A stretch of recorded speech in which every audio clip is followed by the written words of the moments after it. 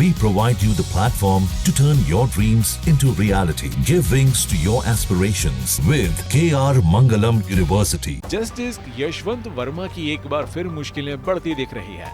लोकसभा अध्यक्ष ओम बिरला ने उनके खिलाफ महाभियोग चलाने के प्रस्ताव को मंजूर करते हुए 3 सदस्यीय जांच समिति के गठन की घोषणा कर दी। इस समिति में सुप्रीम कोर्ट, हाई कोर्ट और एक वरिष्ठ कानूनविद शामिल होंगे।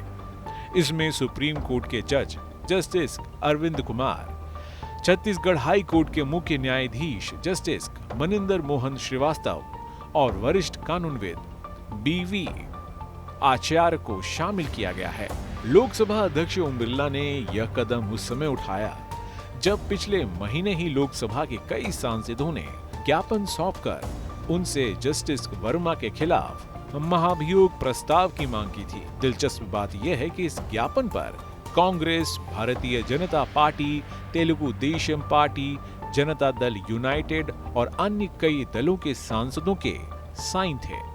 राजनीतिक दलों में मतभेद भले हो, लेकिन इस मामले में सत्ता पक्ष और विपक्ष एकजुट नजर आया था। मामले की गंभीरता का भी अंदाजा इस बात से लगाया जा सकता है कि जांच समिति की सिफारिश से पहले तत्कालीन मुख्य न्यायाधीश यानी कि संजीव खन्ना ने खुद राष्ट्रपति द्रौपदी मुर्मू और प्रधानमंत्री नरेंद्र मोदी को पत्र लिखकर जस्टिस वर्मा के खिलाफ महाभियोग के औपचारिक अनुशंसा की मांग की थी।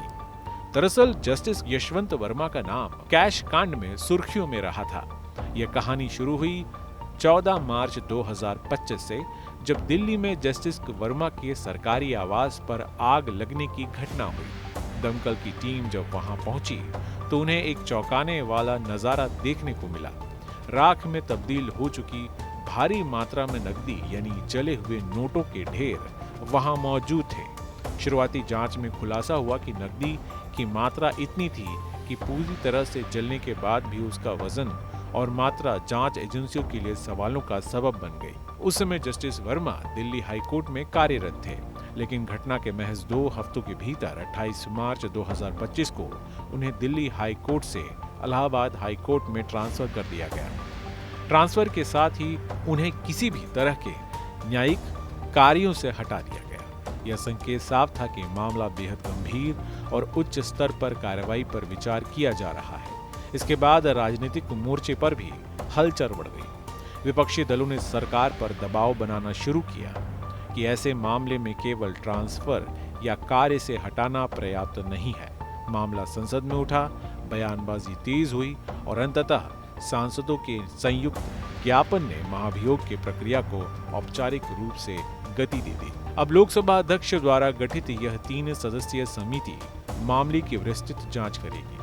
समिति को यह देखना होगा कि जस्टिस वर्मा के आचरण ने संविधान के तहत न्यायाधीश पद की गरिमा को ठेस पहुंचाई है या नहीं। समिति की रिपोर्ट ही तय करेगी कि अगला कदम यानी संसद के दोनों सदनों में महाभियोग प्रस्ताव पर बहस हो या मतदान हो। गौरतलब है कि कानूनी तौर पर किसी भी हाई कोर्ट या सुप्रीम कोर्ट के जज के खिलाफ महाभियोग की प्रक्रिया बेहद सख्त और दुर्लभ होती है।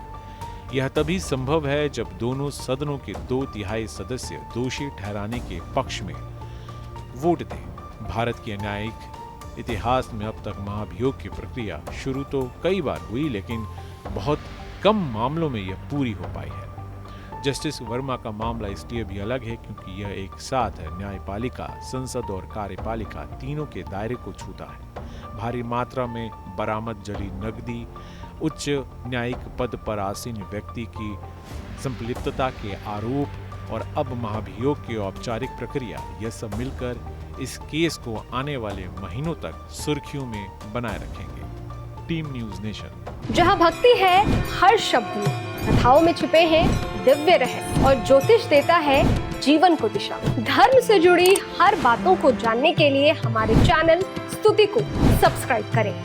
चैनल पर जाने के लिए इस लिंक पर क्लिक करें।